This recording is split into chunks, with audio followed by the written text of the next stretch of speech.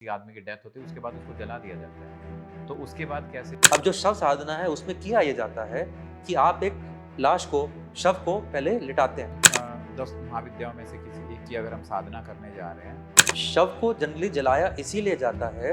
एक रियल अघोरी जो दिखता है कि जिसके शरीर पे राख लगी होती है, रुद्राक्ष की माला पहनी होती है, वो लोग कैसे होते हैं? हर महाविद्या के अपने गणपति अलग हैं। वो इसलिए है कि वो ये प्रूव कर रहे हैं कि दुनिया में जो भी चीज नॉर्मल है वो चिता से उठी हुई राख है। वो जो खा रहे हैं क्या है, एंड फिर उसका जो मुंह है उसको हल्का बंद करके उसमें बत्ती डाली जाती है।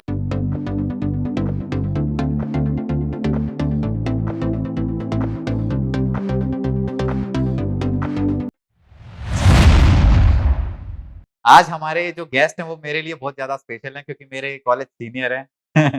एग्ज़ैक्टली हम दोनों के अंदर 10 साल का डिफरेंस है। मैं 2011 पास आउट हूँ, सर 2001 पास आउट हैं। We both are engineers. तो हमें लगा कि थोड़ा-सा स्पिरिचुअलिटी की एक बार एक डिटेल डिस्कशन हमारा होना चाहिए। तो इसलिए आज मैं सर को लेके आया हूँ, सर से स्पेशल रिक्वेस्ट थी कि सर आप आइए एंड आज हम बहुत सारे टॉपिक्स पे बात करने वाले हैं। तो चलिए बने रहिए हमारे साथ, स्टार्ट करते हैं। नमस्कार सर, नमस्कार जी। कैसे हैं आप? बिल्कुल बढ़िया, आप बताओ। I am also good. तो मैं चाहता हूँ एक बार हमारी ऑडियंस को थोड़ा-सा 1 मिनट के लिए आप अपने बारे में बताइए। मैं डॉक्टर प्रतीक चतुर्वेदी हूँ। मैंने इंजीनियरिंग करी थी उसी कॉलेज से जिससे आप पास आउट हुए हैं, जो कि पूना में है। इलेक्ट्रॉनिक्स में इंजीनियरिंग करी, उसके बाद में आईआईएम कलकत्ता से एमबीए किया। सिंगापुर में जॉब किया करता था। प्रोफ़ेशनल कॉर्पोरेट लाइफ़ में हूँ पिछले करीब 22 साल से।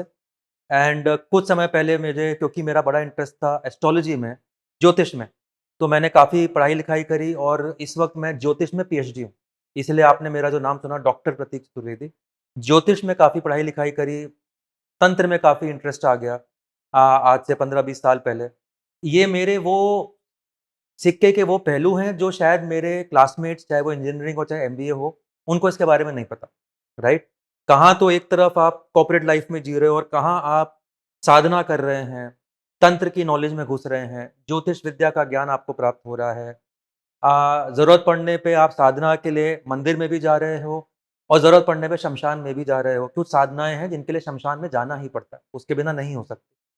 फॉर एग्ज़ाम्पल अगर आप काली की बात करें तो शमशान काली या हुँ, काल भैरव मिलेंगे ही शमशान में। हुँ। तो अगर तो ये सिक्के के 2 अलग-अलग पहलू हैं, जो अगर आप मेरी कॉर्पोरेट लाइफ़ को देखेंगे तो आप बोलेंगे कि देखने में तो ऐसा लग ही नहीं सकता कि ऐसा कुछ है। मगर वो प्याज़ की जो लेयर्स होती हैं, उस तरह से जब प्याज़ के छिलकों को, लेयर्स को खोलना शुरू करो, तो अंदर जाके कुछ और ही निकलेगा। तो अगर आपने शमशान की बात की, जी। तो जब आप गए तो कैसा एक्सपीरियंस था? जनरली तो देखो जाते हैं लेकिन आप एक पर्पज़ के लिए गए थे, साधना के लिए गए थे। जी। तो वो क्या एक्सपीरियंस क्या था वो? बड़ी शांतिमय फीलिंग होती है। देखिए, शमशान भी इज़ फुल ऑफ एंटिटीज़। जैसे आप जानते हैं शिव के भी गण होते हैं, दशों महाविद्याओं के अलग-अलग गण होते हैं। तो ये गण इन अ वे जब आप किसी की साधना की तरफ बढ़ना शुरू करते हो, तो आपकी परीक्षाएँ होती हैं, आपके टेस्ट लिए जाते हैं। अगर मैं आपको एक सिंपल एग्ज़ाम्पल दूँ, तो मान लीजिए आप किसी कंपनी में जॉब करना चाहते हैं, तो सबसे पहले उनकी जो एचआर है, वो आपकी इंटरव्यू लेगी और समझना चाहेगी कि आपकी कैपेसिटी क्या है? आप में वो क्वालिटीज़ हैं कि नहीं हैं, उस कंपनी में काम करने के लिए, राइट? तो सिमिलरली जो इनके गण हैं, वो आपकी परीक्षा लेते हैं। अब अगर आप काफ़ी समय से साधना में हो, चाहे इस जन्म में या कई जन्मों से चला आ रहा हो, ऐसा भी हो सकता है कि पुनर्जन्म का मामला हो, तो वो गण आपको समझते हैं तो आपको डिस्टर्ब नहीं करते, राइट? वही अगर कोई नवसिखिया या सिर्फ़ क्यूरियोसिटी के लिए कोई करने की कोशिश करे तो हो सकता है कि उसके ऊपर रिज़ल्ट ऐसा निकले कि वो सँभाल ना पाए। उसका सिस्टम हार्ट अटैक भी हो सकता है, पागलपन भी चढ़ सकता है, कुछ भी हो सकता है। तो आपकी जो इंटेंशन है और आपकी जो क्वालिफ़िकेशन, अगर मैं बोलूँ कि आप उस साधना में कितने दिनों से कर रहे हैं, कितनी प्रैक्टिस कर चुके हैं और आप किस इंटेंशन से जा रहे हैं। क्या आप मटीरियलिस्टिक इंटरेस्ट से जा रहे हैं कि जी मैं थोड़ा पैसा कमा लूँ? या आप साधना करने जा रहे हैं कि मैं माँ को जानना चाहता हूँ, मैं आपकी गोद की तरफ बढ़ना चाहता हूँ, मुझे आप में समाना है, मैं आपको देखना चाहता हूँ। अगर आपका ये नियत है, तो कोई आपको परेशान नहीं कर सकता। वही हुँ। अगर आप इस चक्कर में जा रहे हो कि छोटी-मोटी कोई लोअर एंटिटी की आप साधना क सिद्ध कर लें उनको, या आप किसी लोअर लोअर एंटिटी इज़ शायद सही शब्द नहीं है। ऐसी एंटिटी जो देवी-देवताओं से थोड़ा नीचे नीचे हैं, हैं, हाँ। जैसे यक्षिणी, योगिनी, किन्नर, नागिनी, राइट? इवन जो भूत, प्रेत, पिशाच, ब्रह्म राक्षस, कर्ण पिशाचनी, स्वप्नेश्वरी, ये सारी वो एंटिटीज़ हैं जिनको कम समय में सिद्ध किया जा सकता है एंड मटीरियलिस्टिक इस्तेमाल किया जा सकता है, राइट? अब अगर आप उस इंटेंशन के लिए जा रहे हो, तो कुछ ना कुछ नुकसान होने की रिस्क है। क्या-क्या मटेरियलिस्टिक चीज़ें ये प्रोवाइड करा सकते हैं अगर इनको सिद्ध कर लिया? ये मटेरियलिस्टिक ऐसे प्रोवाइड करा सकते हैं कि आपके लिए धन के रास्ते खोल सकते हैं। अकस्मात कहीं से भी धन की प्राप्ति हो रही है या आपको सामने वाले को वशीकरण करवा सकते हैं। मान लो आप स्वप्नेश्वरी की सिद्धि कर लो, तो स्वप्नेश्वरी का क्या काम है? सपने में आके वो मैसेज दे सकती है। अब मुझे मान लो समस्त आपसे एक काम है और कल सुबह आपसे एक चेक साइन कराना है। अगर आज रात मैं मेरी जो सप्नेश्वरी की सिद्धि है, उनसे रिक्वेस्ट करूँ कि इनके सपने में जाके ज़रा आप इनको ये समझा दो कि कल ये चेक साइन कर दें और चाहे जो हो, मेरा ये काम कर दें, तो वो काम हो जाएगा। मगर कार्मिक लॉ है, जो कि न्यूटन्स थर्ड लॉ की इक्विवेलेंट है। Every action has a equal and opposite opposite reaction. Reaction. आज अगर आप किसी एंटिटी को इस तरह से इस्तेमाल कर रहे हो, तो आपकी मृत्यु के बाद उस एंटिटी को पूरा हक है कि आपको इस तरह से इस्तेमाल करे। अब ऑब्वियसली वो आपको किसी के सपने में नहीं भेजेगी, लेकिन हो सकता है कि आपसे कुछ वो एनर्जी ड्रॉ कर ले, आपको अपनी दुनिया में ट्रैप कर ले या कुछ ऐसा हो जाए। तो इनकी जो लोग ऐसी सिद्धियाँ करते हैं, मेटेरियलिस्टिक चीज़ों के लिए हाँ जो जी, सिद्धियाँ करते हैं, इनके साइड इफ़ेक्ट भी होते हैं। 100%। वो क्या-क्या होते हैं? देखिए, सिंपली ये हो सकता है कि मान लो कर्ण पिशाचिनी की बात करी या स्वप्नेश्वरी की बात करी, सबसे पहला होता है कि आपकी जो अर्धांगिनी है, आपकी जो वाइफ़ है, आपको उनसे रिलेशन ज़ीरो करने पड़े और किसी भी युवती के साथ, किसी भी महिला के साथ आपका रिलेशन नहीं हो सकता। ये बड़ी ही जेलस होती है। इन अ एक्सट्रीम केस हो सकता है कि आपकी वाइफ़ को मार दें। हुँ। एंड क्योंकि हो सकता है कि पुलिस को समझ में ना आए ये कैसे हुआ या आपके इन-लॉज़ को समझ में ना आए, तो आपके ऊपर जेल भी हो सकती है, परेशानियाँ आ सकती हैं, बहुत कुछ हो सकता है। उसके बाद शुरू होता है कि आपकी सेहत के ऊपर असर आएगा, आपकी बॉडी के ऊपर असर आएगा। आपकी जो कोर एनर्जी है, जिसे आप प्राण कहते हैं, उस प्राण पे ही ये एंटिटी भी फ़ीड करती है। धीरे-धीरे प्राण खत्म होना शुरू होगा, कैंसर भी हो सकता है, मृत्यु भी हो सकती है, बहुत कुछ हो सकता है। एंड वो चाहेगा यही कि आपकी मृत्यु जितना जल्दी हो सके आए, ताकि वो उसने जो आपसे कार्मिक बंधन या कार्मिक कर्जा जो ले लिया आपने, कर्जा कह लो या ऋण बंधन जिसे कहते हैं, जो ऋण आपने लिया, वो चुकाना जितनी जल्दी हो सके चुके। There is no free lunch in this world. आज अगर मैंने आपसे ₹100 लिए, तो कल आपको मुझसे ₹100 लेने का पूरा हक है। तो आफ्टर डेथ होने के बाद वो जो सिद्धियाँ हैं, वो इनसे काम कराएँगी और इनकी मुक्ति होनी मुश्किल है। मुक्ति होनी मुश्किल है, उनको अपनी रेल्म में ले जाएँगे। आई एम श्योर कि आपने हिंदुइज़्म में पढ़ा होगा कि हमारे पास 14 रेल्म्स हैं। धरती लोक बीच में है, हमारे नीचे पाताल लोक है और उसके नीचे 6 और रेल्म्स हैं। ऐसे हुँ, ही हमारे ऊपर भी रेल्म्स हैं। हुँ। सबसे ऊपर जो रेल्म है उसमें देवी-देवता, महाविद्याएँ वगैरह-वगैरह रहती हैं। जैसे-जैसे आप नीचे पढ़ते हो वहीं पे असुर, दैत्य, भूत-पिशाच वगैरह भी होते हैं, राइट? तो जब ये एंटिटी आपको ट्रैप कर लेगी, तो उसको पूरा हक होगा कि वो आपसे उसको जो भी एक्सट्रैक्ट करनी है कीमत, वो एक्सट्रैक्ट करे। इट कुड बी आपकी energy, it could be your prana, it could be making you do some kind of work. अब यहीं एक प्रश्न आता है कि मैं तो पूजा-पाठ करता हूँ, तो ऐसा क्यों कि वो मेरे को इस तरह से कर पाएगी? क्योंकि देखिए ईश्वर सेम है। फॉर एग्ज़ाम्पल रावण भी उन्हीं महादेव की पूजा करते थे जिनकी राम ने करी, राइट? दोनों की पूजा को महादेव जो हैं उसी सच्चाई के साथ एक्सेप्ट करेंगे, राइट? तो इसमें अब ये सवाल तो होना बंद हो जाता है कि भगवान उनकी फ़ेवर करेगा कि आपके। फिर सवाल ये उठता है कि किसकी प्रार्थना में, किसकी साधना में ज़्यादा शक्ति थी? अगर उसकी साधना में ज़्यादा शक्ति थी तो वो आपको खींच के ले जाएँगे और अगर आपकी साधना में ज़्यादा शक्ति है, जो मुश्किल है, धरती लोक पे, पृथ्वी लोक पे इस तरह की साधना को इतना पावरफुल बन पाना कि आप उस एंटिटी के ऊपर भारी पड़ पाओ, मुश्किल है। मुश्किल। तो मोस्ट प्रोबेबली वो आपको अपने साथ अपने लोक में ले जाएँगी और आपसे फिर जो कराना है कराएँगी। क्या कराएँगी, ये मुझे नहीं पता, तो मगर रिज़ल्ट अच्छा नहीं है, इनके नेगेटिव इफ़ेक्ट बहुत ज़्यादा होते 100%। जैसा हमने कहा हर कर्म का इक्वल एंड ऑपोज़िट रिएक्शन तो है। आज आपने किसी से काम एक्सट्रैक्ट किया है, तो वो आपसे कुछ ना कुछ तो एक्सट्रैक्ट करेगा। हैं। तो लोग करते क्यों हैं ये? अगर उनको ने आई बिलीव कि जिनको जो ये चीज़ कर रहे हैं, उनको उनके नेगेटिव इफ़ेक्ट भी पता होंगे। हाँ, पता है? तो ऐसा भी तो हो सकता होगा कि उसके ऊपर की कोई सिद्धि करते होंगे ताकि वो उसको कंट्रोल में रख सकें। नहीं, जनरली जो ऐसा मैंने देखा है, मेरा जो छोटा-मोटा एक्सपीरियंस रहा है, लोग शॉर्ट साइटेडनेस में ये करते हैं। लोगों को ऐसा लगता है कि या डेस्परेशन में ये करते हैं, कि मुझे ये चाहिए तो चाहिए। उस वक़्त वो ये भूल जाते हैं कि हर चीज़ की कीमत चुकानी पड़ती है। ये एवोल्यूशन भी टाइम मैच्योरिटी के साथ ही आता है, कि there is no free lunch. अब जनरली क्या होता है, जब तक बंदे को ये समझ में आता है, कि there is no free lunch तब तक बहुत देर हो चुकी होती है। शुरू में क्या होता है, आपको पैसा मिलने लगा, आपको सफलताएँ मिलने लगीं, आपको दूसरों से अटेंशन मिलने लगा, तो आप उसको एन्जॉय कर रहे हो, आपकी ईगो एन्जॉय कर रही है, आपको बड़ा मज़ा आ रहा है। लेकिन एक समय आएगा जब वो मज़ा सडनली ओवरनाइट सज़ा बन जाए। आपको लगता है कि इंडिया में कोई फेमस सेलिब्रिटीज़ हैं या पॉलिटिशियंस हैं, उन्होंने ऐसी विद्याएँ सिद्ध कर रखी मेरा ये ख़्याल है कि ज़्यादातर जो सेलिब्रिटीज़ होंगे उन्होंने कोई न कोई साधना करी होगी या करवाई होगी। करवाई ही होगी क्योंकि इनके पास तो खुद इतना समय होगा नहीं। कई इवन जो पॉलिटिशियंस हैं, कई मंदिर हैं, जैसे माँ बगलामुखी का मंदिर है, जो मंडी में है, हिमाचल प्रदेश में, या मध्य प्रदेश में दतिया में है। तो कहा जाता है कि उनकी उपासना करने से आपको लीगल बैटल हो या चुनाव हो, उसमें आप आसानी से जीत सकते हो। तो डेफ़िनेटली इस तरह की विद्याएँ हमारे देश में हैं एंड लोग इसका इस्तेमाल करते हैं। मगर लॉन्ग रन में कुछ न कुछ उसकी कीमत भी चुकाते हैं। चाहे वो अपने स्वास्थ्य की वजह से हो, चाहे वो अपने बच्चों के स्वास्थ्य पे हो या अपनी पत्नी के, कुछ ना कुछ तो उसकी कीमत चुकेगी। आप अगर देखें तो कई जो सेलिब्रिटीज़ हैं, उनका अंत किसी न किसी भयंकर बीमारी से हुआ है। या तो उनको कैंसर हो चुका होगा या कार्डियक अरेस्ट हो चुका होगा। कई लोग जहाँ तक है उन्होंने बहुत सारा सफलता देखते हैं और फिर सडनली गरीबी में चले जाते हैं। बिल्कुल असफलता, लोग उनको कंप्लीटली भूल जाते हैं। कई आपने सेलिब्रिटीज़ की कहानियाँ सुनी होंगी, बहुत बड़े सेलिब्रिटी थे लेकिन उनको सडनली किसी सिग्नल पे भीख माँगते हुए देखा गया, कोई पहचान ही नहीं पा रहा है।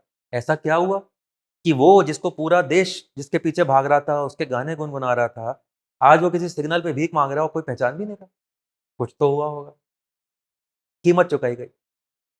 आपने एक बात की स्वप्नेश्वरी, हाँ, तो इसके बारे में थोड़ा-सा डिटेल कौन से किसी देवी-देवता से लिंक्ड है या फिर नहीं, स्वप्नेश्वरी एक एंटिटी है, जो कि ह्यूमन्स से ऊपर है, मगर देवी-देवताओं से थोड़ा ये नीचे हैं, पावर में। यक्षिणी की कैटेगरी में आती नहीं, यक्षिणी इनके ऊपर चली गई। यक्षिणी और योगिनियाँ जो महाविद्याएँ हैं, उनके नियरेस्ट हैं। है? तो जिस तरीके से कर्ण पिशाचिनी काम करती है, हाँ, उसी तरीके से ये विद्या काम तो अगर मैं आपको अगेन कॉर्पोरेट में खराब एग्ज़ाम्पल दूँ, तो आपके पहले आपके मान लीजिए सबसे नीचे पियून्स हैं, उसके ऊपर असिस्टेंट मैनेजर, फिर वाइस प्रेसिडेंट, प्रेसिडेंट और फिर आप सीईओ, एमडी, हुँ, चेयरमैन तक जाते हो। अब जो महाविद्याएँ हैं, मान लीजिए कि वो चेयरमैन और एमडी लेवल की बातें हो रही हैं, राइट? अब काम तो मुझे कराना है। हो सकता है कि मैं पियून के जेब में ₹100 डालूँ तो मेरा काम बन जाए। तो आप जिनकी बात कर रहे हैं, इट्स अ बैड एग्ज़ाम्पल, इसको बिल्कुल मूल रूप में ना लिया जाए। मगर बेसिकली ये एंटिटी वो एंटिटी है जिनको क्योंकि वो हमारे रेल्म के बहुत पास हैं, तो उनको सिद्ध करना या उन तक अपनी प्रार्थना को पहुँचाना आसान है, राइट?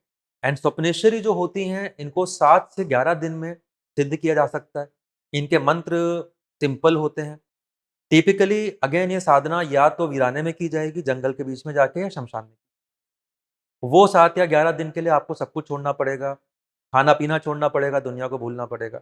एंड अगर आपने उनको सिद्ध कर लिया, तो स्वप्नेश्वरी आपके सपने में आके आपके प्रश्नों का जवाब दे देगी एंड आपको जिससे भी काम करवाना है, उसके स्वप्न में जाके आपका काम करने को उसे मजबूर कर कन्विंस कर देगी। कन्विंस कर देगी। या आपका कोई शत्रु है, तो उसके सपनों में जाके उसको ऐसा डराएगी कि हो सकता है नींद में ही हार्ट अटैक से मर जाए। मान लो आप आज नींद में हो, आप सो रहे हो, आपके सपने में एक राक्षस आया बड़ा डरावना। उसने आपके साथ में हू-हा करी और सपने में ही आपको एक ऐसा सपना जो लग रहा है कि एक्चुअल ज़िंदगी चल रही है। कई बार जैसे वो पिक्चर है इंसेप्शन, हुँ, तो ये पता चलना बंद हो जाता है सपने में भी कि ये मेरी रियल लाइफ़ है कि मैं सपने में हूँ। इंसेप्शन की बात हो रही है, राइट? अब उस सपने में कोई आपके ऊपर अटैक करता है, आपको वो पीड़ा भी महसूस होती है, दर्द भी होता है और आपकी जो आत्मा है उसको लगता है कि मेरा ये शरीर खत्म हो गया एंड उसको वो हार्ट अटैक कह लो, जो भी हुआ एंड वो सपने में ही मर गया। आप अपने शत्रु को मार भी सकते। पुराने ज़मानों में इस तरह की जो सिद्धियाँ थी, वो यूज़ की जाती थी नॉट नेगेटिवली बट प्रोटेक्शन के लिए। मान लो आपका एक राज्य है और आपके ऊपर कोई अटैक करने वाला है, राइट? तो ऐसा हो सकता है कि अपनी प्रजा की रक्षा करने के लिए आप सामने से जो अटैक कर रहा है, उसको इस तरह का उसके ऊपर प्रयोग करो, ताकि वो लोग पीछे चले जाएँ। यही प्रयोग चाणक्य ने पार उसके ऊपर किया था अलेक्जेंडर पे, जब वो इंडिया में घुसने की कोशिश कर रहे थे। एंड यही वजह है कि वो अलेक्जेंडर जो पर्शिया से शुरू हुए और यहाँ तक चले आए थे, सॉरी ग्रीस से शुरू हुए, पर्शिया में ज़र्सिस को भी हरा दिया, मगर इंडस तक आके भारत देश में घुसने के जस्ट पहले उन्होंने हारी मान ली, बिना लड़े वापस चले गए। चाणक्य के टाइम पे हो रहा है। चाणक्य की जो कहानियाँ हैं, वहीं पे तंत्र के प्रयोग की भी आती है, कि ऐसा कुछ प्रयोग यहाँ किया गया जिससे अलेक्जेंडर के मन में कुछ आया, वो पलटा और जाते-जाते हाई फीवर से खत्म भी हो गया रास्ते में। वापस पहुँचे नहीं थे अलेक्जेंडर। अपने देश जहाँ से वो आए। हुँ। तो अगर हम जैसे युद्ध की बात करते हैं, जी, पुराने समय में जो युद्ध हुआ करते थे, जी। उस टाइम पे किस-किस तंत्र विद्याओं का प्रयोग किया गया था? देखिए, जो तंत्र विद्याएँ आज हैं, हुँ, तब भी थी। मारण भी था, विश्लेषण भी था, उच्चाटन भी था, सम्मोहन भी था। ये सब तब भी था, आज भी है। फ़र्क ये है कि आज शायद ज़्यादातर लोग इसको मटीरियलिस्टिक इस्तेमाल करते हैं, अपने छोटे-मोटे फ़ायदे के लिए। उस वक़्त जो ये ओरिजिनल पर्पस जिसके लिए बनाया गया है, वो इसलिए था कि राजा की और प्रजा की हम लोग रक्षा कर सकें, आने लेकिन वाले नेगेटिव ये इम्पैक्ट तो से। फिर दोनों तरफ से होता था ना कि अगर एक राजा ने दूसरी राजा पे ये किया, तो बिल्कुल, वो वाला राजा इस पे भी करता और था। यहीं पे सवाल आ जाता है कि किसकी किसकी उपासना या किसकी साधना ज़्यादा ताकत थी, या किसकी नियत सही या गलत थी, राइट? अगर कोई ऐसा राजा है जो सिर्फ़ मज़े लेने के लिए सामने वाले पे अटैक कर रहा है, वहाँ जाके दुराचार कर रहा है, लेडीज़ को किडनैप किया जा रहा है, वगैरह-वगैरह, तो उस टाइप की चीज़ में ऐसा हो सकता है कि इवन जो ऊपर वाला है, वो अंधा नहीं है एंड वो उसको सपोर्ट करे, जहाँ जिसके ऊपर उस तरह का उत्पीड़न किया जा रहा है, राइट? ऐसा हो सकता है। अगेन हम लोग जो इस वक़्त लगा रहे हैं, ये सिर्फ़ गेस वर्क है, रियलिटी में क्या हुआ हम नहीं जानते। मगर चाणक्य का जो मैंने आपको एग्ज़ाम्पल दिया, ये वो है जो रिकॉर्डेड हिस्ट्री है, कि ऐसा कुछ हुआ, आप भी जानते हैं कि हुँ, अलेक्जेंडर बॉर्डर तक आया, चला गया और रास्ते में मर भी गया। यहाँ हुँ। तक अपने घर तक भी नहीं पहुँच पाया। वो अलेक्जेंडर जिसने पर्शिया का जो सबसे महान एम्परर था ज़र्सिस, उसको भी हरा दिया था। मगर चाणक्य और चंद्रगुप्त मौर्य के सामने लड़ा भी नहीं, बिना लड़े वापस चला गया। बिना लड़े वापस चला गया। अच्छा, आपने शमशान की बात की, शमशान हाँ, में तो अघोरी भी होते हैं। बिल्कुल आप होता कभी है। अघोरी से मिले हैं? देखिए, अगर मैं इसका टिपिकल जवाब दूँ तो मैं ये बोलूँगा मैं खुद अघोरी हूँ, पहली बात तो ये, ठीक है? मैं तंत्र फ़ॉलो करता हूँ, मैं अघोर तंत्र फ़ॉलो करता हूँ एंड अघोर की जो कुछ प्रैक्टिसेज़ होती हैं, जिसमें शमशान में जाना, साधना करना, कुछ सिद्धियाँ प्राप्त करना, वो सारी प्रैक्टिसेज़ मैं भी करता हूँ। तो अगर आप बिल्कुल डेफ़िनिशन पे जाएँ तो अघोरी तो मैं भी हूँ, हुँ। अघोरी साधु भी मैं ही हूँ, राइट? बस फ़र्क ये है कि मैं गृहस्थ जीवन बिताते हुए शहर के बीच में एक नॉर्मल कॉर्पोरेट लेक लाइफ़ जीते हुए ये सब कर रहा हूँ। लेकिन आप कॉर्पोरेट अघोरी हैं। हाँ जी, मैं कॉर्पोरेट अघोरी हूँ। एक रियल अघोरी जो दिखता है कि जिसके शरीर पे राख लगी होती है, रुद्राक्ष की माला पहनी होती है, वो लोग कैसे होते हैं? देखिए, वो एक टिपिकल हाँ, माइंडसेट को फ़ॉलो कर रहे हैं। वो उनका ये सोचना है कि हम जीवन जो नॉर्मल गृहस्थ आश्रम है, ये जो नॉर्मल जीवनचर्या है, इससे हम दूर हट चुके हैं, राइट? उन्होंने वो जो ऐश चढ़ा रखी है, वो इसलिए नहीं है कि उस ऐश को लगाने से कुछ ख़ास फ़र्क पड़ता है। वो इसलिए है कि वो ये प्रूव कर रहे हैं कि दुनिया में जो भी चीज़ नॉर्मल है या आपको जो भी चीज़ एबनॉर्मल लगती है, उसको मैं एक्सेप्ट करता हूँ। उनके ऊपर जो राख है, वो क्या है? वो चिता से उठी हुई राख है। वो जो खा रहे हैं, क्या है? वो वहाँ पे जो बॉडी जो पक रही है चिता में उसको वो खाते हैं। जो वो कपड़े पहनते हैं वो सिर्फ़ मरे हुए लोगों के कपड़े अघोर में जो इंसान मर चुका है, जिसकी चिता जल चुकी है, उसके जो डिस्कार्डेड कपड़े पड़े होते हैं आप सिर्फ़ वो पहन सकते हैं। तो अघोर तंत्र जो लोग फ़ॉलो कर रहे हैं, बेसिकली उनका ये कहना है कि हर वो चीज़ जिसको दुनिया नेगेटिव समझती है, उसको मैं पॉज़िटिव मान के एक्सेप्ट करता हूँ। अघोरी वो है। अघोरी वो है जो ये चाहता है कि मुझे सक्सेस जल्दी से जल्दी मिले, ओके? नॉर्मल जो आपका राइट हैंड पाथ है, जिसे दक्षिण मार्ग कहा जाता है। दक्षिण मार्ग में सफलता धीरे-धीरे मिलती है, जिसे भक्ति योग भी कहा जाता है। हो सकता है सालों लगे, हो सकता है कई जन्म लग जाएँ। वाम मार्ग जो है, जिसे आप तंत्र कहते हैं, जिसमें तंत्र, मंत्र और यंत्र साथ में आ जाता है, वो सुपर फास्ट मेथड है। एक में एग्ज़ाम्पल ये है कि आप पैदल जा रहे हैं भगवान की तरफ धीरे-धीरे, धीरे-धीरे। दूसरा रास्ता ये है जिसमें आप बोल रहे हैं कि मैं फ़ॉर्मूला 1 कार में बैठा हूँ, फुल स्पीड पे गाड़ी चलाऊँगा, आगे जो होगा देखा जाएगा। अब ये हो सकता है कि हर बार आप फ़ॉर्मूला 1 गाड़ी में बैठो, अगले मोड़ पे गाड़ी ठोक दो, मृत्यु हो जाए और फिर से पैदा हो। लेकिन पॉइंट ये है कि वो फास्टर मेथड है। अगर आप उसमें सफलता पा गए, तो बहुत जल्दी मंजिल तक पहुँच सकते हो। नहीं पाए, तो नुकसान भी उठा सकते हो। कितने टाइप के तंत्र होते हैं अपने हिंदू? जैसे आपने बताया एक अघोर तंत्र है। 2 ही रास्ते हैं, अच्छा, एक दक्षिण मार्ग है, एक वाम मार्ग वामा। है। दक्षिण मार्ग वो है जिसमें टिपिकली सौम्य रूप की पूजा की जाती है, सौम्य तरीकों से। आप उनको नॉर्मल प्रसाद लगाते हैं, नॉर्मल सुगंध चढ़ाते हैं, अ, अपनी दिनचर्या कंटिन्यू करते हैं, आपके ऊपर कोई स्ट्रिक्ट रूल्स नहीं होते। वाम मार्ग में वो सारी चीज़ें जिसको नेगेटिव माना गया है, मांस, ये नॉन-वेज हो गया, मदिरा, अल्कोहल, मैथुन व्हिच इज़ सेक्स, हुँ, मत्स्य जो हुआ आपका फिश एंड मुद्रा जो है व्हीट। ये सारी चीजें इस्तेमाल की जाती हैं, ईश्वर को चढ़ाई जाती है। इसमें आपके ऊपर स्ट्रिक्ट रूल्स आ जाते हैं, जो हैं द 3 एसेस, स्थान, समय और संख्या। आपको सेम स्थान पे बैठ के, सेम समय पर, सेम संख्या में वो जाप करना है जो आप संकल्प लेके चल रहे हो। टिपिकली जो संकल्प, इसको अनुष्ठान भी लोग कहते हैं, वो कुछ दिनों का होता है। कोई 11 दिन का करता है, कोई 21 का, कोई 42 का, कोई उससे भी ज्यादा लंबा करता है। जो अघोर तंत्र में चले गए वो तो परमानेंटली ये कर रहे होते हैं, राइट? तो ये जो स्ट्रिक्ट रूल्स को फॉलो करना होता है, जिसमें कोई फ्लेक्सिबिलिटी नहीं है, मगर आप उसको अगर स्ट्रिक्टली फॉलो करोगे तो आपको अपना मंजिल प्राप्त कर ले जाएंगे, आप ईश्वर तक जल्दी पहुंच पाएंगे। वहीं जो दक्षिण मार्ग है, उसमें प्रोग्रेस स्लो होती है। प्रोग्रेस उसमें भी है, ईश्वर उसमें भी आपकी बात सुन रहा है, मगर फर्क यह है कि एक रूट पे आप धीरे धीरे कॉर्पोरेट लैडर को चढ़ रहे हो। एक दिन शायद आप सीईओ, एमडी, चेयरमैन बनोगे। दूसरे में आप एंटरप्रेन्योर बन चुके हो, आपने उठा के जंप ले लिया। आप सीधा सीधा सीईओ बनना चाहते हो 25 साल की उम्र में। बन जाओगे कि आपकी कंपनी डूब जाएगी, ये तो उसके हालत में है। सही चल गए तो सीईओ भी बन गए और यूनिकॉर्न भी बन जाओगे। तो जो एंटरप्रेन्योर हैं, एक बार उनको तंत्र साधना ज़रूर करनी चाहिए। बिल्कुल करनी चाहिए, कुछ नहीं तो उससे उनको फोकस और स्टेबिलिटी रहती है। उससे उनको ऊपर वाले पे जो भरोसा रखने की ज़रूरत है एंड अपने अंदर जो एक आत्मविश्वास आने की ज़रूरत है, वो आ जाता है। फिर उनके सामने चाहे जो हो जाए, परिस्थितियाँ ऊपर-नीचे हो जाएँ, चाहे जो हो जाए, उनका वो कॉन्फिडेंस बना रहता है कि हाँ, मुझे पता है कि मेरे पीछे कोई खड़ा है, जो मेरे को कुछ होने नहीं देगा, राइट?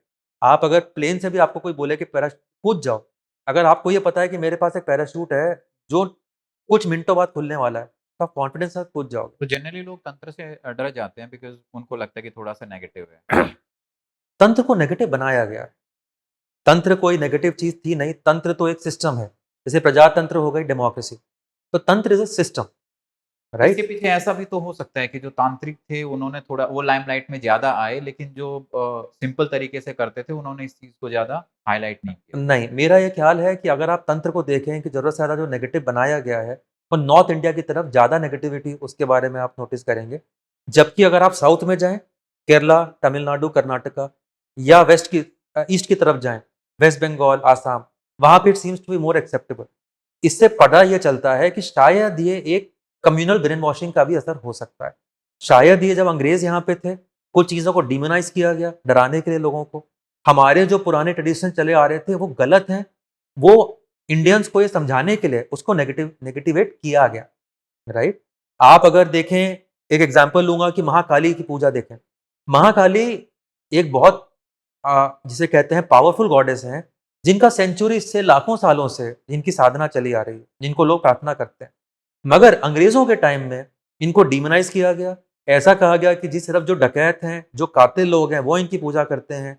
लोगों के बलि उनको चढ़ाई जाती है वगैरह-वगैरह। एक एग्ज़ाम्पल है, एक पिक्चर है Indiana Jones and the kingdom of temple of doom. Indiana Jones and temple of doom, जिसमें कबीर बेदी और अमरीश पुरी भी थे। उसमें काली माता को एक असुर, एक दानव की तरह दिखाया गया है। उसमें इनफैक्ट वो लोग कुछ डायलॉग्स में उनको सेटन बोलते हैं। तो ये जो है आपके देश को गुलाम बनाने के लिए किया गया। एंड थोड़ा बहुत जो ऊपर से मुगल और मंगोलियन इन्वेडर्स आते थे, उनकी वजह से भी हुआ कि ये जो सिस्टम से थोड़े शिफ्ट हो गए। अगेन अगर आप तंत्र प्रयोग देखें या इस तरह के मंदिरों को देखें, नॉर्थ इंडिया में कुछ खास बचे नहीं हैं।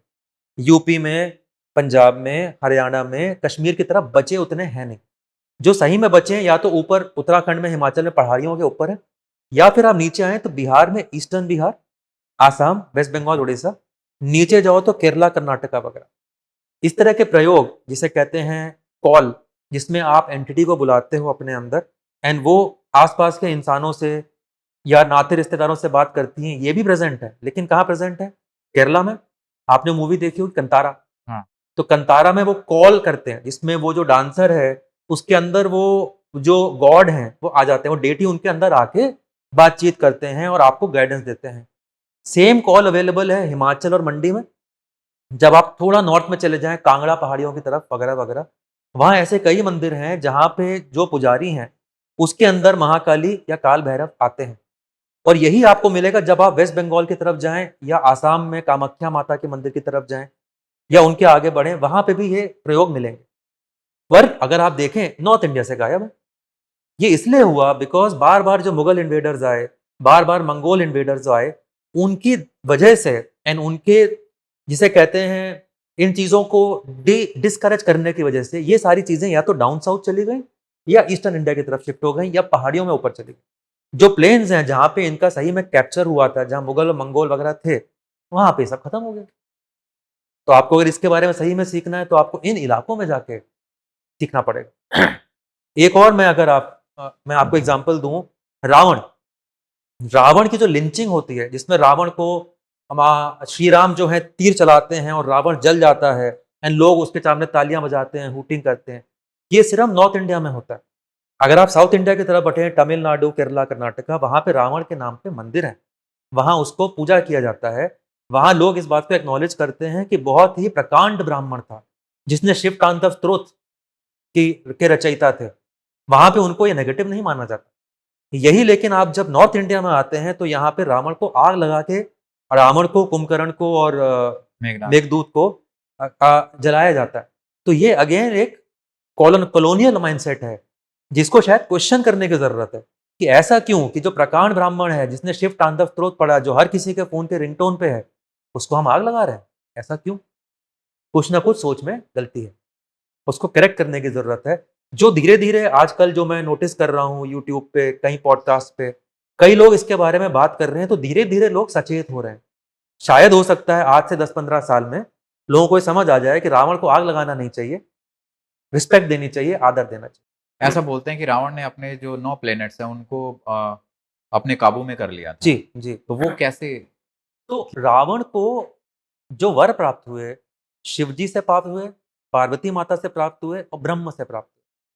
जो ब्रह्मा है, राइट? ब्रह्मा से उनको प्राप्त हुए कि भाई उनको कोई ना देवता मार पाएगा, ना राक्षस, ना पशु मार पाएगा, ना कोई वेपन मार पाएगा। किसी भी उससे अस्त्र से वो मारे नहीं जा सकते। पार्वती माता से उनको ये परमिशन मिल गई थी, कुछ उन्होंने उपासना करी थी कि जब तक मैं परमिशन ना दूं तुम नहीं मरोगे, चाहे कोई आ जाए, ठीक है? एंड शिव जी से उनको परमिशन मिली थी कि एक तो आप अमर हो जाएंगे एंड दूसरा आपके पास 9 ग्रहों का कंट्रोल आ जाएगा। 9 ग्रहों को उसने पकड़ के अपने दरबार में बांध के रखा हुआ था।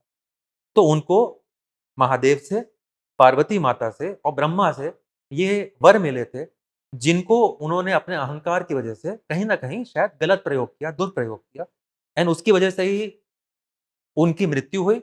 लेकिन उस मृत्यु में भी महानता देखने की ज़रूरत है कि रावण ने सीता का अपहरण इसलिए किया क्योंकि उनको पता था कि उनको विष्णु अवतार के हाथों ही मारे जाना है।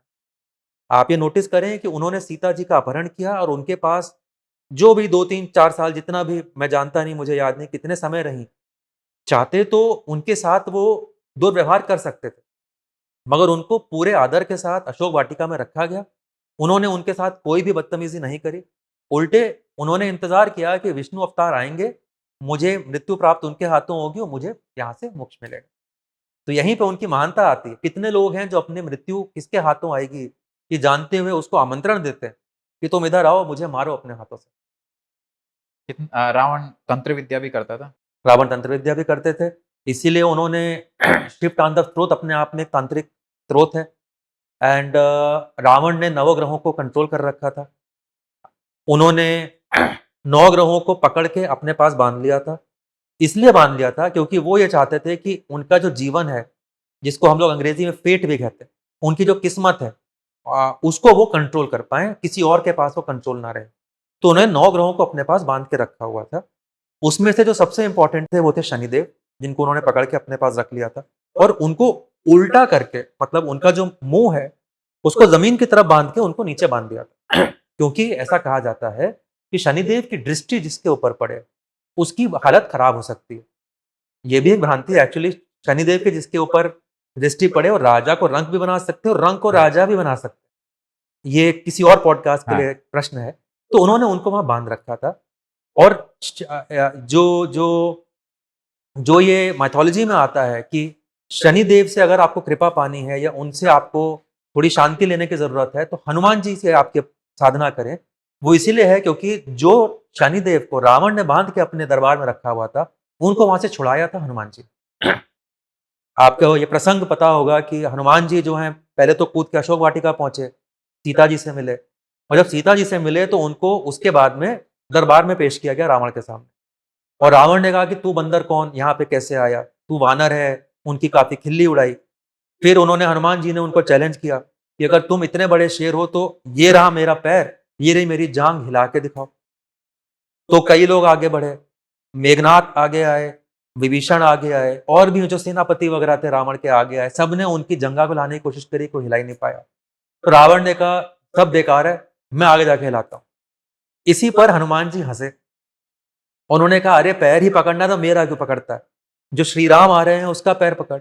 और ये कह के वो कूदे अपनी जगह से, एंड जब वो कूदे तो जाके बैठे उनके दरबार की सीढ़ियों के पास, एंड जब वहां उन्होंने धम से पैर मारा तो शनि थे वो पलट गए। और जैसे ही शनि पलटे उन्होंने अपनी आंखें खोल ली, उनकी आंखें खुलते ही लोहे की लंका, सोने की लंका। सॉरी सोने की लंका लोहे की बन गई। और जैसे ही वो लोहे की बनी, सबसे पहली जो गलती हुई, रावण के दिमाग में एक विचार आया, ये जो वानर है इसकी बेइज्जती करने के लिए मैं इसकी पूंछ में आग लगा देता हूं। तो उसने सबको बोला इसको पकड़ो फिर से, इसके पहले कि हनुमान जी वहां से निकल सकते। ये सारा जो है खेल जो हो रहा था, शनि की दृष्टि जो पड़ी थी रावण के ऊपर, इसलिए हो रहा था। उसके दिमाग में विचार क्यों आया कि वानर की मैं पूंछ जला देता हूँ। खैर उसने हनुमान जी को पकड़ा।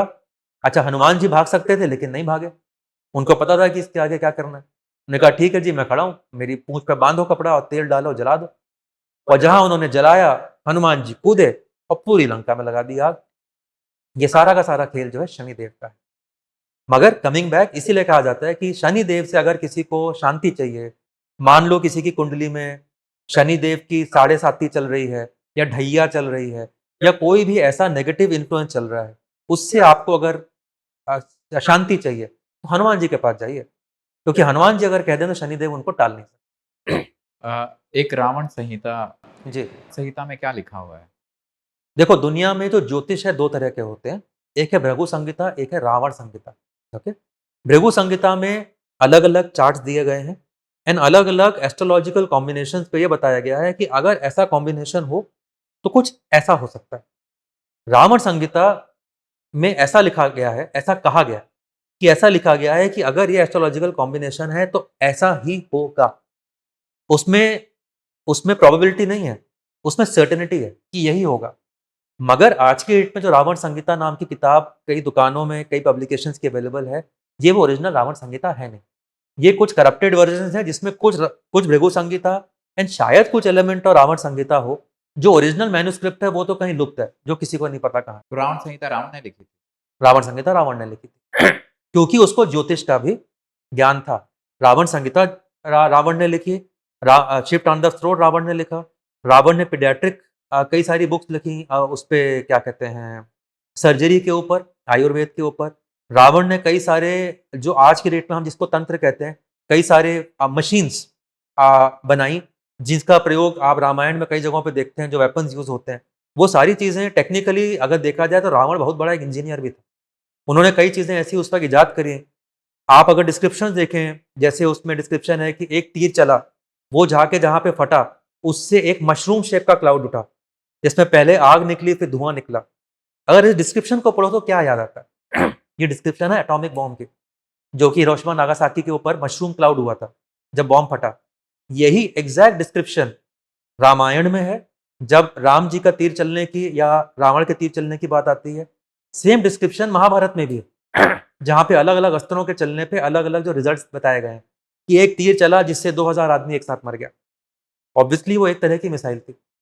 कमिंग बैक, रावण एक प्रकांड ब्राह्मण थे। पहली बात तो रावण ब्राह्मण थे, ठीक है, ब्राह्मण थे, बहुत ही पढ़े लिखे ब्राह्मण थे। उनको आयुर्वेद का, उनको ज्योतिष का, उनको मेडिकल साइंस का, उनको सर्जरी का, उनको पोएट्री का, उनको तंत्र का बहुत ही प्रकांड ज्ञान था। एंड आज भी जो साउथ इंडिया में, तमिलनाडु में या कर्नाटका में जो उनके मंदिर हैं, या लंका में जहां उनके मंदिर हैं, वहां उनकी प्रार्थना इसीलिए की जाती है क्योंकि उनकी ब्लेसिंग्स लेके आप वो सारी चीजें सीख सकें जो उनके पॉजिटिव एस्पेक्ट। रावण के भाई कुंभकर्ण, जी, तो कुंभकर्ण के बारे में एक्चुअली क्या बताया गया? तो कुंभकर्ण की बात, अगर मैं सिर्फ कुंभकर्ण की बात करूं तो अधूरी रह जाएगी। हमें एक कदम पहले पीछे लेके बोलना पड़ेगा रावण, विभीषण और कुंभकर्ण। अब अगर आप इसका सही में मीनिंग उतरने की कोशिश करें तो ये है रजस, तमस और सत्व। विभीषण हुए सत्व, क्योंकि वो हमेशा सत्य का साथ देना चाहते थे। जब रावण साहब सीता जी को उठा लाए तो उन्होंने उनको समझाया कि आप गलत काम कर रहे हो, ये मत करो, उनको जाके लौटाओ। जब श्री राम लंका के बाहर पहुंचे तो विभीषण ने उनको जाके बताया कि देखो, आपको अगर युद्ध जीतना है तो ऐसे जीतना पड़ेगा। ये हो गए सत्य। तमस हो गए कुंभकर्ण, जो कि 6 महीना सोते थे, उसके बाद उठते थे, खाना पीना खाते थे, फिर वापस सो जाते थे। कुंभकर्ण की स्टोरी ऑफ कोर्स एक और है जो अभी डिफरेंट है, उस पर भी उतरेंगे, मगर ये हो गया तमस। एंड फिर आता है सत्व, सॉरी रजस। रावण है रजस। रजस क्या चाहता है? हर चीज का कंट्रोल चाहिए, हर चीज में आगे बढ़ना है। एक चीज है तो दो और चाहिए, दो हैं तो चार और चाहिए। तो हमारे ही शरीर के अंदर, हमारी ही जो हम जिस यूनिवर्स में जी रहे हैं, यहीं पे तीनों गुण हैं, रजस, तमस और सत्व। इन्हीं तीनों गुणों की कॉम्बिनेशन की जो यहाँ पे वर्णन दिया गया है, वो है कुंभकर्ण, विभीषण और रावण। कुंभकर्ण के पास भी कोई विद्या थी, जिस तरीके से रावण के पास? कुंभकर्ण की विद्या ये थी कि वो इंद्र का सिंहासन जीतना चाहते थे। वो जब शुरू में उनको वो नींद आने वाली प्रॉब्लम थी नहीं। वो भी बड़े प्रकांड इंजीनियर थे। उनके नाम पे भी रामायण में कई सारे वेपन्स का इजाद आता है, राइट? फिर उन्होंने तपस्या की ब्रह्म की, एंड वो इंद्र को चैलेंज करके इंद्र का सिंहासन लेना चाहते थे, राइट? एंड जो वो चाहते थे, दूसरी चीज़ वो चाहते थे कि मैं एक बार में सोऊं नहीं, मैं 6-6 महीने जगे रहूं, मुझे निद्रा ना आए, और मैं अपना जो काम है रात रात भर जाग के दिन दिन भर काम कर पाऊँ। लेकिन हुआ ये कि ब्रह्मा जी जब उसकी वो तपस्या चल रही थी, तो समझ चुके थे कि ये जो मांगने वाला है, अगर मैंने इसको ये दिया तो आगे जो श्री राम विष्णु अवतार आ रहे हैं, उनके काम कंप्लीट होने में मुश्किल आ जाएगी। तो उस वक्त उन्होंने सरस्वती जी से रिक्वेस्ट करी कि भाई आप ऐसा कुछ इसके मुंह से बुलवा दो, ताकि वो जो विष्णु अवतार का काम है उसमें वो खलल ना डाले। तो जैसे ही वो वर मांगने वाला था, उसके मुंह से इंद्र के बजाय निद्रा निकल गया। एंड उससे फिर असर ये हुआ कि 6 महीने सोया करते थे, एक दिन जगा करते थे, क्योंकि 6 महीने की भूख थी। तो उन्होंने फिर इंजीनियरिंग और इनोवेशन सब बंद कर दिया। उस तरह उठते थे, खाना पीना खाते थे, वापस हो जाते थे 6 महीने। तो इसकी वजह से वो इतने ज़्यादा इसी वजह से वो इतने विशाल हो गए। विशाल हो गए। एंड ऑफ कोर्स, जैसा मैंने कहा, कुंभकर्ण एक्चुअली रिप्रेजेंट करता है तमस को। तो तमस होता ही, तमस को अगर हम नवदुर्गा के रूप में देखें तो जो महिषासुर है, जो भैंस है, वो तमस का प्रतीक है basically. Tamas is slow, Tamas is आलसी, तमस इज मिड विटेड, राइट? तो बेसिकली तमस, क्योंकि उसके अंदर इतना था, इसलिए वो धीरे धीरे धीरे बड़ा मोटा विशाल होता गया। एंड ये भी फैक्ट है कि जब उनको श्री राम ने मारा, तो जब वो गिरे तो उनके गिरने से भी कई हजार असुर मर गए। मेघनाद की अगर हम बात करें, तो एक ऐसा भी माना जाता है कि रावण ने जो ग्रह अपने कंट्रोल में किया, तो जी। वो मेघनाद की बर्थ के अकॉर्डिंग किया था। हाँ, देखिए, थोड़ा-सा इसमें जो मैं आपको इसमें क्लैरिफ़िकेशन दूँगा।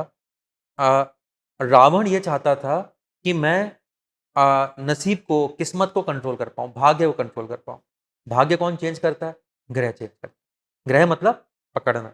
तो ये जो 9 ग्रह हैं, ज्योतिष में इनकी पोज़ीशन के हिसाब से आपकी ज़िंदगी में उतार-चढ़ाव आते हैं, राइट? अप एंड डाउन आता है, अच्छा और बुरा होता है। तो जब मेघनाथ पैदा हो रहे थे, तो बेसिकली रावण को अपने ऊपर तो पूरा कॉन्फिडेंस था कि भाई मेरे को ब्रह्मा से, पार्वती माता से, स्वयं महादेव से मुझे आशीर्वाद मिले हुए हैं, मेरा कोई क्या बिगाड़ लेगा? मगर मेरा जो बेटा है, कहीं इसका कुछ ना बिगड़ जाए। इसीलिए उन्होंने तांत्रिक विद्या का इस्तेमाल करके नवोग्रहों को अपना बंदी बना के रख लिया था कि मेरे बेटे को कुछ ना हो पाए। ये बात अलग है कि जो मेघनाथ हैं, वो युद्ध में भी उतरे और लक्ष्मण जी के हाथों मारे भी। अगर हम तंत्र पे आए, जी, जी। तो एक चीज़ ये देखी गई है कि जो तंत्र होता है, वो शिव जी से रिलेटेड, जो शिव जी को मानते हैं, हुँ। वो तंत्र ज़्यादा करते हैं। वहीं अगर हम देखें कि जो विष्णु जी के जो भक्त हैं, वो थोड़े-से सौम्य रूप में रहते हैं। अगर वैसे भी देखा जाए कि उज्जैन महाकाल और अगर हम वृंदावन को अगर कंपेयर करें, तो दोनों की वाइब अलग होती है। तो ऐसा क्यों? अ, ये थोड़ा-सा जिसे कहते हैं भ्रांति है, जो आप कह रहे हैं। तंत्र में अलग-अलग कुल हैं। कौल कुल है, वैष्णव कुल है, भैरव कुल है, ठीक है? तो तीनों रास्तों में तंत्र आता है। कृष्ण जी के भी कई सारे मंत्र हैं जो कि तांत्रिक। सिमिलरली विष्णु नारायण के भी कई मंत्र हैं जो तांत्रिक हैं। भैरव बाबा के भी हैं, काली माता के भी हैं, गणेश के भी, अघोर गणेश भी होते हैं, उनके भी मंत्र हैं जो अघोरी या जिसे कहते हैं तांत्रिक बाय नेचर है, ठीक है?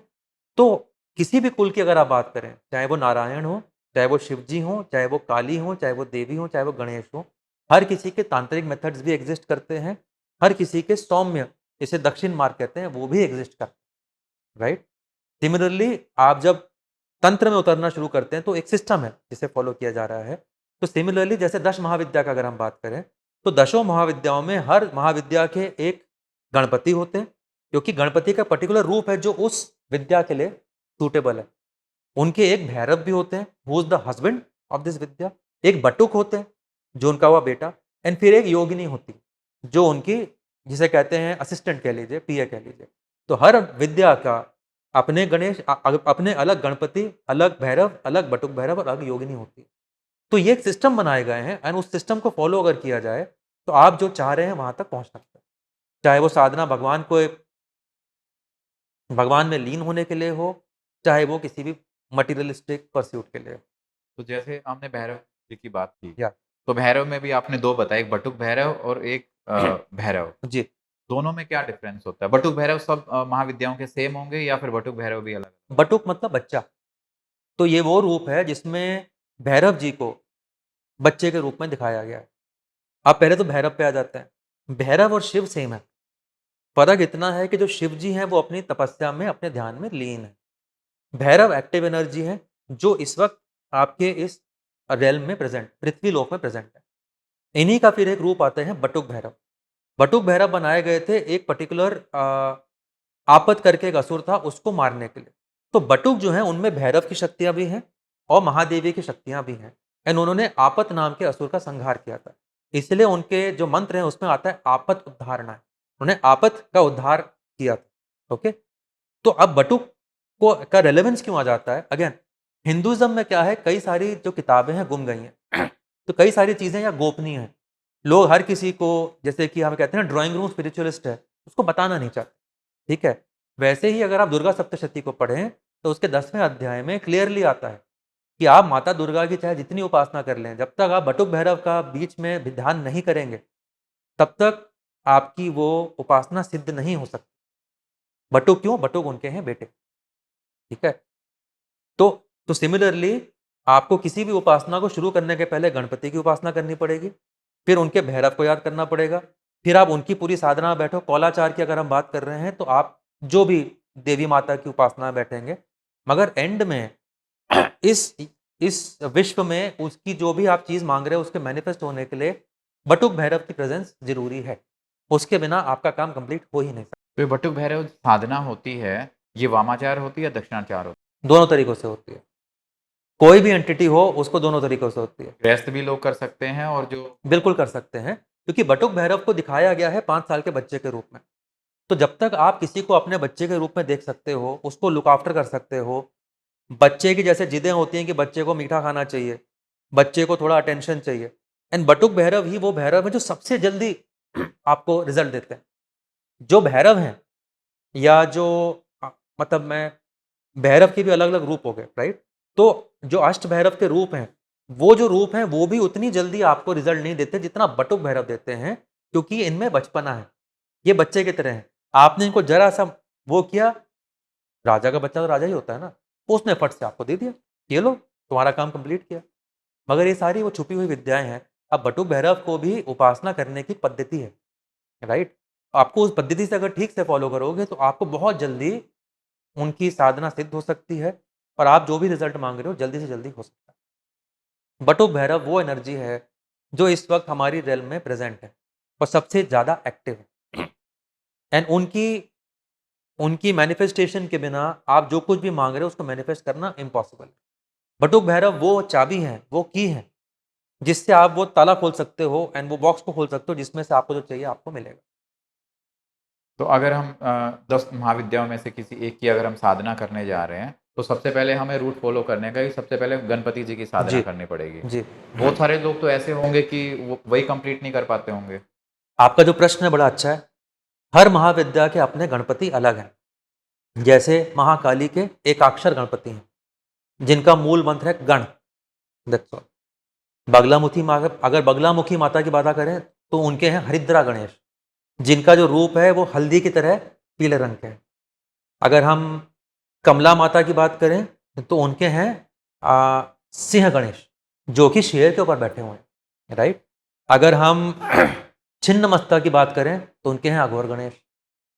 तो एक बार आपने जैसे उनका रूप समझ लिया कि गणेश जी शेर के ऊपर बैठे हैं, कि चूहे के ऊपर बैठे हैं, कि अकेले बैठे हैं, तो उनका ध्यान करना आसान हो जाता है, राइट।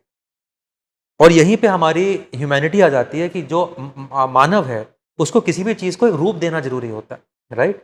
एक बार आपके दिमाग में रूप आ गया तो उसके ऊपर फोकस करना आसान हो जाता है। अब ये जो 10 महाविद्याओं के 10 गणपति और 10 पटुक हैं, ये मुझे भी पता लगाने में 15-16 साल निकल गए। फिर जो मैं तो यही कहूँगा, क्योंकि मैं किसी मानव अवतार गुरु जी को इस वक्त फॉलो नहीं कर रहा हूँ, तो जो आदि गुरु हैं महादेव, उन्होंने ही शायद वो रास्ता ढूंढा, मुझ तक वो बात पहुँचाई कि मैं कुछ किताबें पढ़ रहा था, उसमें सडनली मुझे एक टेबल ऐसा मिला जो मैं गूगल पर ढूंढ कर देख चुका हूँ, कहीं नहीं। ये बात जो मैंने अभी आपके सामने कही, गूगल में कहीं नहीं है, किसी भी वेबसाइट पे अवेलेबल नहीं, कि जो 10 महाविद्याएं हैं, उनके 10 गणपति, उनके 10 भैरव, 10 बटुक और 10 योगिनी। 10 योगिनियां कौन सी हैं? हो सकता है आपको कहीं पे एक गणपति का नाम तो जरूर मिल जाए, सारे नहीं मिलेंगे। एंड याद करना सबको जरूरी है, क्योंकि अगर आपको मान लो प्राइम मिनिस्टर ऑफिस में जाके किसी से काम करवाना है, तो आपको रिसेप्शन वाले को भी जानना पड़ेगा, अंदर जाके पीएस से भी मिलना पड़ेगा, पीएस से भी मिलना पड़ेगा, सेक्रेटरी से, और फिर पीएम बाद में मिलेंगे। जानना सबको पड़ेगा, प्रोटोकॉल यही है। और इस प्रोटोकॉल को फॉलो करो, जिसे हम कहते हैं तंत्र। तंत्र इज अ सिस्टम। आप अगर इस सिस्टम को फॉलो करें तो आपको सफलता जरूर मिलेगी, कोई रोक नहीं सकता। ऐसी बुक्स वगैरह भी अवेलेबल होती है जिसमें ये सब चीज़ें बता रखी हैं? ज़्यादातर किताबें जो इस वक्त हमारे भारतवर्ष में अवेलेबल हैं, वो भ्रांतियाँ फैलाने वाली बातें हैं। ज़्यादातर जो बुक्स हैं उसमें कहीं ना कहीं गलतियाँ हैं, एंड छोटी से छोटी गलती जो है उसका कुछ अलग रिजल्ट निकल सकता है। आपके सामने एक एग्जाम्पल मैं दे सकता हूँ श्री सूक्त का, कि श्री सूक्त महालक्ष्मी माता की कृपा पाने के लिए है, लेकिन ज़्यादातर जो मैंने श्री सूक्त देखे, उसमें जब आवाहन होता है तो उसमें आता है अलक्ष्मी आगच्छ आगच्छ, या अलक्ष्मी दे। आप अलक्ष्मी मांग रहे हो क्या? आप आगच्छ मतलब इधर आए, आप अलक्ष्मी को अपनी तरफ बुला रहे हो। तो अभी जरा सी जो, अच्छा ये अलक्ष्मी है नहीं, वो जो एस की मात्रा होती है इसको हलंत कहते हैं, सिर्फ वो है। वही प्रोनाउंसिएशन अगर आपने गलत पकड़ लिया तो आप कितना भी श्री सूक्त पढ़ लो, आप तो बार बार लक्ष्मी को बुला रहे हो। आपको परेशानियां भी आएंगी, आप पे गरीबी भी छाई रहेगी, आपका कोई भी जिसे कहते हैं धन धान्य वाला काम पूरा ही नहीं हो रहा। अब आप ये सोच रहे हो मैं तो श्री सूक्त रोज पढ़ता हूँ। प्रॉब्लम क्या है कि लोगों को संस्कृत की अगर नॉलेज नहीं है, बेसिक नॉलेज जिसे कहते हैं, तो वो हो सकता है ऐसी कुछ गलतियां कर बैठे जिससे वो जितनी भी मेहनत कर रहे हैं उनको रिजल्ट ना मिले जो वो मांगना चाह रहे हैं। कोई भी तंत्र निष्फल नहीं हो सकता, अगर आप उसको सही तरीके से करो तो आपको फल मिलेगा। ये चैलेंज महादेव ने किया है, ये प्रॉमिस महादेव ने महापार्वती को किया है। तंत्र आता कहां से? तंत्र महादेव ने लिखे हैं। एंड जितने भी आप तंत्रों को पढ़ें, हर तंत्र का जो, चाहे कोई भी हो, चाहे वो कवच हो, चाहे वो क्या कहते हैं उसको, स्त्रोत हो, चाहे वो अष्टोत्तर नाम स्त्रोत हो, चाहे वो शत नाम स्त्रोत हो, चाहे वो खड़ग मालाएं हो, हर चीज अगर आप नोटिस करें सबसे पहले क्या शुरू होता है? पार्वती उवाच। फिर पार्वती सवाल पूछती हैं, फिर आता है शिव उवाच, शिव जी उनको जवाब देते हैं। फिर पार्वती अगला सवाल पूछती हैं कि ये इसका मतलब बताओ, फिर शिव जी उसका जवाब देते हैं। तो ये सारे कॉन्वर्सेशंस हैं महादेव और पार्वती के बीच के, विच मीन्स कि महादेव और पार्वती ये गारंटी ले रहे हैं कि अगर आपने इसको सही से किया, प्रॉपरली अंगन्यास के साथ, करन्यास के साथ, कवच के साथ, प्रॉपरली पंचोपचार करने के साथ, कोई ऐसा है ही नहीं कि आपका काम पूरा ना हो, मगर तरीका आना जरूरी। इलेक्ट्रिकल सर्किट की अगर बात कर लें, आप और मैं इंजीनियर हैं, राइट। हम लोग जब किसी भी बल्ब को अगर जलाना है तो दो उसको पॉजिटिव नेगेटिव दोना पड़ेगा, कनेक्शन कंप्लीट करना पड़ेगा और जाके प्लग में डाल के स्विच ऑन भी करना पड़ेगा। जब तक ये कनेक्शन पूरा नहीं हुआ है सर्किट कंप्लीट नहीं होगा। सर्किट कंप्लीट नहीं है, आपका काम नहीं हो सकता। सर्किट कंप्लीट करना, लेकिन जो ज्ञान है वो हर जगह अवेलेबल नहीं है। और ज़्यादातर जो पॉपुलर किताबें अवेलेबल हैं मार्केट में या अमेजोन पे या नॉर्मल बुक शेल्फ में, उसमें कुछ ना कहीं छुटा हुआ है। अब क्योंकि वो छुटा हुआ है, सर्किट पूरा नहीं हो रहा। सर्किट पूरा नहीं हो रहा इसलिए काम नहीं बन रहा। तो वो सही कैसे पहचाने? आप गीता प्रेस गोरखपुर जो है, उनकी बुक्स कैसे? बिल्कुल, उनकी बुक्स अच्छी हैं, बिल्कुल अच्छी हैं। उनकी बुक्स अच्छी हैं, उनको पढ़ें साथ में, लेकिन शुरू करने के पहले संस्कृत का बेसिक ज्ञान ले लें। बेसिक बेसिक जो अल्फ़ाबेट है, का, खा, गा, गा, च, छ, ज, झ, ड़, जो अलग-अलग मात्राएँ हैं, हर प्रोनाउंसिएशन क्या है उसको समझ लें। क्योंकि जैसा कि मैंने कहा, वो जो हलंत है, जो एस शेप में है, वो अ नहीं है, उसको आपने स्किप करना है। एक्चुअली वो साइलेंट है, राइट? जैसे साइकोलॉजी में प साइकोलॉजी नहीं है, पी साइलेंट है, इसलिए वो जो एस है एक्चुअली साइलेंट हो जाता है। जनरली लोग उसको अ करके पढ़ जाते हैं। आपने वो उसको अ पढ़ लिया, हो गई है लक्ष्मी, कर लो। कभी तो किसी के साथ ऐसा भी हुआ होगा कि वो मंत्र पढ़ने बैठा और उसके साथ एक गलती होगी और वो करने सिद्ध कुछ और चीज़ बैठा था और कुछ और चीज़ आ गई। बिल्कुल हो सकता है। ऐसा भी हो सकता है, क्योंकि मैंने ऐसा एक एग्ज़ाम्पल देखा कि आप किसी के सम्मोहन में बैठे थे, राइट? क्योंकि सम्मोहन एक ऐसी चीज़ है जो जो जिसके लिए टेम्पटेशन होना बहुत आसान है। ज़्यादातर युव अवस्था में, जब आप 18, 19, 20 साल के होते हो, आपको किसी लड़के से प्यार हो जाए या किसी लड़के को लड़की से प्यार हो जाए, एंड उसको अगर वो प्रेम जो है वापस ना मिल पाए, एक्सचेंज ना हो पाए, तो वो ऐसा रास्ता ढूँढ सकता है। ईज़िएस्ट रास्ता है सम्मोहन, राइट? अब आपने ज़रा-सा वो सम्मोहन क्रिया जो थी या मंत्र था, उसको अगर रॉन्ग यूज़ कर लिया, पता चला सामने वाला बीमार पड़ गया या मृत्यु ही हो गई। अब प्रॉब्लम ये है कि every action has a equal and opposite reaction. उसकी मृत्यु तो आपकी गलती से हुई, तो आपको कहीं न कहीं उसका भुगतान करना पड़ेगा। जनरली होता क्या है कि अगर कोई ऐसी गलती कर दे तो बताता नहीं है, मगर उसकी अंतरात्मा को तो पता है ना कि वो ये गलती कर चुका है। मैंने ऐसे एग्ज़ाम्पल्स को देखा है, जहाँ पे मतलब मैं मतलब एक गुरुजी के पास जाया करता था, तो मैंने उनके पास ऐसे लोगों को आते देखा, जहाँ ये मैंने एग्ज़ाम्पल देखा कि सामने वाला करने चला था सम्मोहन, हो गया मारण। राइट? हो सकता है। और सिर्फ़ इतनी सी गलती एंड उसका रिज़ल्ट कुछ और निकल गया। या मान लीजिए कि आपने मुंड साधने के लिए या शव साधना करने के लिए आप शमशान जाना चाह रहे हैं। आप वहाँ गए, आपने साधना शुरू करी। अब ज़्यादातर लोग जो भूल जाते हैं वो ये है कि सबसे पहले तो, जैसे कि मैंने आपको कहा, एचआर आपको टेस्ट करेगा। आपको डराने की कोशिश भी हो सकती है, आपको लुभाने की कोशिश भी हो सकती है, राइट? अब अगर आप मान लीजिए किसी साधना में बैठे हैं और कोई एंटिटी आती है, वो बोलती है, ये रहे 10 करोड़ रुपए, उठा ले। अब सवाल ये है कि आप उसको उठाते हो कि नहीं उठाते? नियत भी आती है कि नहीं, आपने नहीं उठाए, वो चली गई। आप फिर अगले दिन बैठे, वो टेस्ट लेने आती और है। ये मैं लाइव एग्जांपल से बोल रहा हूँ, जो मैं आपको बोल रहा हूँ ऐसे ही नहीं बोल रहा हूँ, ठीक है? वो टेस्ट ले रही हैं, फिर आई, अरे नाई बोलती है रहे 20 करोड़, उठा ले, आपने नहीं उठाया। तीसरे दिन वो ऐसा रूप लेके आई जो आपके दिमाग में जो भी कॉन्सेप्ट है खूबसूरती का, कुछ भी हो सकता है ना, किसी को ऐश्वर्या राय सुंदर लगती है, किसी को सुष्मिता सेन। अब मान लो आपके सामने वो ऐसा लुभाना रूप लेकर आई एंड वो बोली, मैं तो तेरी होना चाहती हूँ। एंड मैं आपको इस बात का आश्वासन देता हूँ कि जो यक्षिणी या योगिनी या भैरवी के साथ संभोग करने में जो आपको तृप्ति मिलने वाली है, वो नॉर्मल ह्यूमन के साथ नहीं मिल सकती। ये मैंने पढ़ा है किताबों में, मुझे इसका एक्सपीरियंस नहीं है, ठीक है? वो आपको लेकिन लुभाएगी। अगेन, अगर आप उस टेम्पटेशन में आ गए कि आपके सामने इतनी खूबसूरत लेडी खड़ी है, जो आपको हर तरह का सुख देने को तैयार है, क्षण भर के लिए भी आया, यू गॉन, यू फिनिश्ड। क्योंकि वो फिर आपकी वहीं पे साधना भंग हो गई। वही आपने कहा, नहीं माता, तुम मेरी माता हो। आप होगे बहुत सुंदर, लेकिन आपको मैं माता मानता हूँ। आपके चरण कहाँ हैं? मैं बस आपके चरण छूना चाहता हूँ। अगर आप इस मोड में ही रहे, आपने अगर माता मान के ही उनकी उपासना करी, तो ज़रूर आपको वो जो भी आप पॉजिटिव रिजल्ट मांगने निकले हैं, आपको मिल जाएगा। लेकिन टेम्पटेशंस बहुत आएंगे, प्यार भरे टेम्पटेशंस भी आएंगे और डरावने टेम्पटेशन भी आएंगे। ऐसा भी हो सकता है कि इतना को डरावना हो जाए कि वो जो आदमी हार्ट अटैक से मर जाए और कुछ आगे बढ़ ही ना पाए। आपने शव साधना बताई, जी, आजकल होती है शव साधना? जी होती है। तो उसमें क्या हो, जनरली तो शहरों में ये देखा गया है या गाँव में भी कि जैसे किसी आदमी की डेथ होती है उसके बाद उसको जला दिया जाता है। जी, तो उसके बाद कैसे? देखिए, शव को जनरली जलाया इसीलिए जाता है ताकि कोई और उसका दुष्प्रयोग ना कर पाए। लेकिन मान लीजिए कि आप एक प्रॉपर, जिसे कहते हैं पॉजिटिव वाले तांत्रिक हैं, जिनको कोई पर्टिकुलर साधना करने की ज़रूरत है, तो आप ज़रूर ये रीच आउट कर सकते हैं कुछ लोगों को, समझदार लोगों को, कि भाई मुझे साधना करने की ज़रूरत है। ठीक है? अब वो चाहे महाकाली की साधना हो, दशमद्या महाविद्या की साधना हो या भैरव की साधना हो, जो भी हो।